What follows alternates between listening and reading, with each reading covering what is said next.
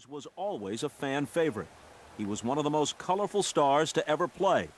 But beyond his talent and style, there was Mays's feel for the game and his high baseball IQ. People always used to talk about your sense of the game, how you would call pitches from center field. You'd position the infielders and the other outfielders. You just had a sense of the game.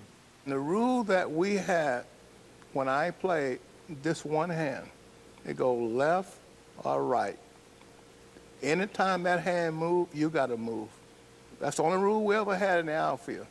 Now, if you didn't see that, you didn't play the next day. Very simple. You had the power to bench a guy the next day, regardless of what Alvin Dark or Herman Franks or whoever was the manager said? I ran the field, you know, and I said to Herman, you run the bench, I'll run the field. I didn't have a coach when I played. I didn't have one. Everything I did was on my own. Let's say you're on first, guy hits a double in the gap. You're rounding second base. The third base coach is looking at you. He doesn't do anything? I don't look at him. That's not my problem. I look at the guy that got the ball. If a ball is in the gap and the guy having to bobble it, I'm the scorer. Mays's baseball instincts were almost always right. Almost always. Just ask Willie about his friend, the late Ken Boyer, the Cardinals' MVP third baseman. I hit a triple, and we're playing in San Francisco, and he came over to me, and he says, step off the bag, Willie, and let me, you know, straighten it out. Fool like me stepped off the bag, and he tagged me out. Yeah. Willie Mays got caught by the hidden ball trick? I did, and I cussed him all kinds. I called him all kinds of names. I think that's what happened. He's such a good friend of mine. I didn't think he would ever lie to me, you know. In a golden era of baseball greats, Willie Mays was the biggest star of all. There were the great catches, like Game 1 of the '54 World Series at the Polo Grounds. Cleveland's Vic Wertz at the plate. There's a long drive way back in center field, way back, it is gone. And this one on a Saturday game of the week late in his career when Mays jumped over Bobby Bonds to make this catch.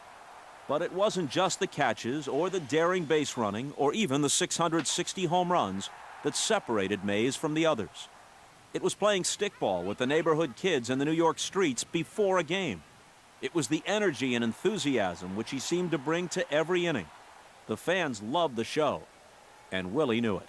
Were you always mindful of the idea that, yeah, you want to win the game, but you also want to entertain people?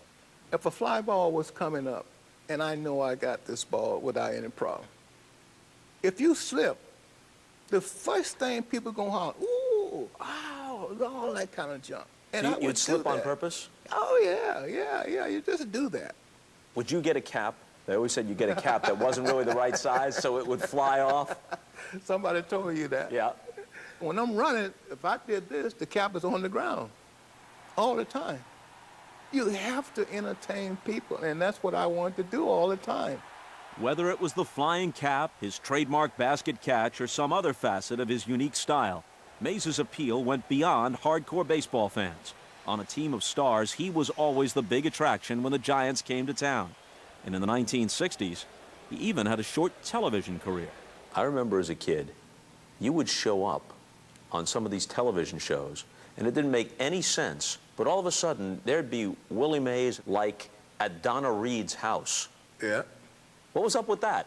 When I needed money, I'm telling you, see, you guys are laughing. This is the way I made money. When I needed money, there was an owner. His name was Tony Owen.